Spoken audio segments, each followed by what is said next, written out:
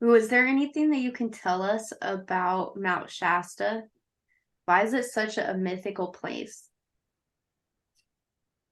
It's a portal. It's a portal to inner earth, to Lemuria. I've heard that there's been sightings of different beings and things like that at Mount Shasta. What kind of projects do they have in Mount Shasta? Is there anything you could tell us about? So there's some harvesting of some elements there is what they're really showing me, kind of like miners, like mining stuff. So there's harvesting of certain uh, elements, periodical elements that Earth has that is there. It's also a release point. To allow for what needs to the expansion and the release of. So when we get these solar flares and this energy, the earth gets the same thing. So when there's density or anything that needs to be released, it's allowed to go through the earth just like it does our bodies. And then it's just that there's a lot of ships over there. So there's like a portal that allows them to an easier wormhole or access to other places and dimensions. But yeah, they're working, like they're showing beautiful rainbow energetic energy there that's protecting it. So I don't even know if humanity, if they wanted to go into inner earth from there, if they could, because it shows like it's like almost this dome, almost this firmament over the portal.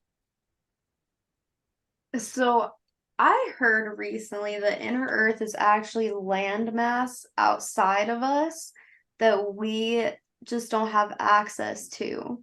Is there anything that they want to add to that? Or if there's more land mass here than we actually can see or have access to? Yes. Is There this is, there is, there are tunnels and there is mass in inner earth. Like that's what they're showing me.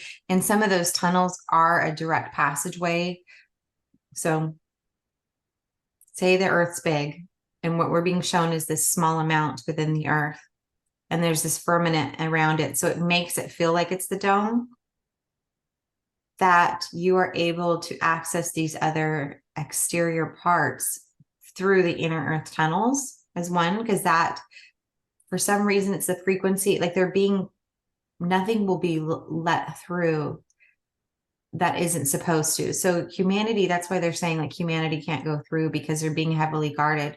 It is like humanity can't leave the firmament, that it is heavily guarded and you have to be of a frequency or a light or energy body to be able to access these realms. And so it's very heavily guarded by the different entities that are there. But there is a bigger landmass of Earth that is not able to be accessed. So like they're even showing me that there's like Lemuria does still exist. Like it's not all destroyed. Atlantis still doesn't exist. It's not all destroyed. It's just not within this firmament anymore. I love that. I'm so excited to get so much deeper into the firmament. Yeah, I've never seen it on that level, but they're showing me like those places still exist. It's just not in this firmament. It's very interesting. Yeah, absolutely. So is that another reason why we got called to be on Patreon? Because we're going to start talking about things about like the firmament and the Antarctic ice walls. And I've noticed that these things, when you talk about them, they just get buried. You're either the videos get tagged or the YouTube algorithm buries it. So was this one of the reasons why we got called to Patreon? Yes, because as the group that is a part of this community levels up, as you will say, levels up and keeps on just moving forward, they are ready. We're not going to give you information that you're not ready for. Even you as channelers were not ready for this information because you still had to lay a fundamental basis of understanding of the information that you were receiving. So you can't get all that information, but also we understand the limitations of the algorithms, and that's why we provided the opportunity for this, that we can give you the higher level understandings of what is going on without feeling the need for censorship. Although you will still be getting it in layers, you will still be getting bite-sized pieces that you can understand and digest. And those are building blocks for the next bit of information. And it's just we're building upon building upon building. We are natural stewards of this information, or we are natural stewards of this energy and this transmission. And we're never going to give you more than you can apply, because then it will just fry your systems. Then it'll just distract you. And then this connection is not for entertainment purposes. This connection is for evolution. So we're going to weigh the cause and effect of the information we give and base it off of that. So the more and more you guys step into showing us that you're ready for more information, we're going to use this platform to be able to provide that information. So I know people have talked about flat Earth. They've talked about that we're in a dome. They've talked about that how our sun and moon are the same size, things like that. Is there how do I word this? What are good ways to start giving this information so that people can begin to receive it without